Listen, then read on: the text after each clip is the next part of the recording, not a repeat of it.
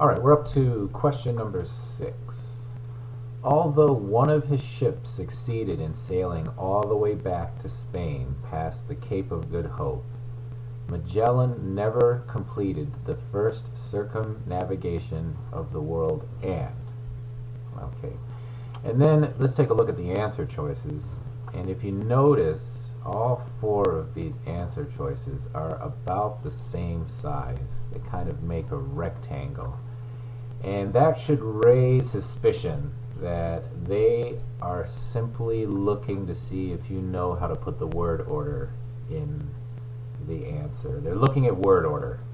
So let's go through the example and let's take a look at any vocabulary we might have here. So although one of his ships succeeded in sailing all the way back to Spain past the Cape of Good Hope, notice this is in capitals, so this is something, a place, something of that sort. You don't necessarily need to know what that is. A cape in this sense is just a geographical landform, and this isn't actually the name of a place. Magellan, famous navigator, never completed the first circumnavigation.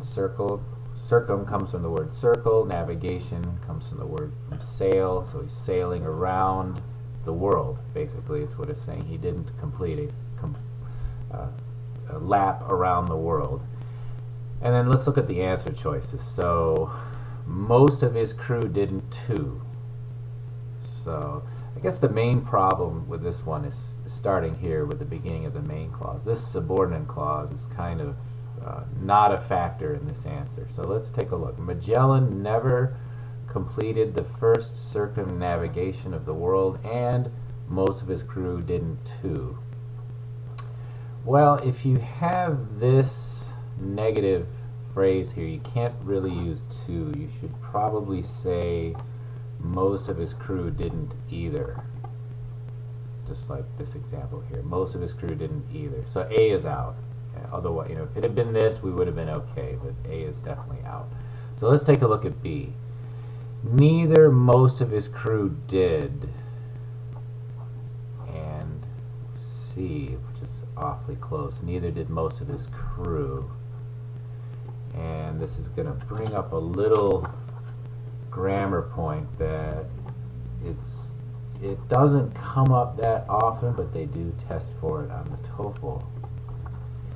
And basically the grammar point is that if a phrase or a clause starts with a negative word or negative idea, the verb structure is going to take on a question format. So if you look, never did they feel so angry. Seldom has he been so ill. Rarely is he late. So in all 3 of these, we have a negative word, there's a negative word, a negative word, and other ones like not only or neither, and actually there it is. It's neither. And if you look, we have B and C, and if you look at the 2, which one takes on a question format? And it's C. So choice C is actually the correct answer in this sentence. So it should read, although one of his ships succeeded in sailing all the way back to Spain past the Cape of Good Hope, Magellan never completed the first circumnavigation of the world, and neither did most of his crew. And so C is the correct answer on this one. And if you go to D, choice D, we're back to that same problem as we had in A. We can't use also. We can't use too. We should use most of his crew didn't either. Most of his crew didn't either. So to and also cannot be used in these types of negative phrases. So it is choice C. Let's go to the next one. Question number 7. To answer accurately is more important than a quick finish. Sounds like it might be okay, but under the scrutiny of the TOEFL test, this is not going to be okay. Let's take a look at choice B. To answer accurately is more important than to finish quickly. And that actually is the correct answer. They are simply testing you on parallel structure in this situation. They're just trying to see if you can make the clauses match here, make the grammatical structure of the things that you are comparing match, and choice B works. Now choice C, if we're just playing devil's advocate, to answer accurately is more important than finishing quickly. C would work, but in a different sentence. C would have worked in this sentence. Answering accurately is more important than finishing quickly. And then we have gerund, gerund and gerund. And here we had infinitive and infinitive, right? And then if we look at D, D is completely wrong, because to answer accurately is more important than you finish quickly. Now we have a subject and a conjugated verb, and it's not even close to matching what's in the first phrase here. So it's choice B on this one. And I'll give you a couple other examples of some parallel structure, because parallel structure doesn't have to be tested in a comparison. It can be, of course, we just had one, but it doesn't have to be. But let me give you some examples here. Apples are cheaper than oranges. Apples are cheaper than oranges. So there's a comparison. We're comparing nouns, apples and oranges. Then we can compare gerunds or actions or infinitives. Buying apples is easier than buying oranges. We can do that. Or without a comparison. I like to swim, run, and ski. And here we have parallel structure on a list of infinitives. You could say I like to swim, to run, and to ski. But remember, in English, if you use the same preposition over and over, you don't have to repeat it. Just put it on the first one. And then the final example, a list of gerunds. I like swimming, running, and skiing. So those are other situations where you might find some parallel structure. It's usually pretty easy to recognize. Okay, well, let's go to number 8. Weathering, the action whereby surface rock is disintegrated or decomposed. And actually we have some parallel structure right here. We have two past participles making a good parallel structure. In here, let's take a look at the vocabulary. Weathering is a gerund. It's actually being used as a noun, so it's probably the subject of this sentence. Whereby is kind of another way of saying by which. So the sentence could say weathering, the action by which surface rock is disintegrated or decomposed. So you're not going to hear whereby too much in spoken English, but you will see it in written English. Anyhow, let's look at our answer choices. We have A.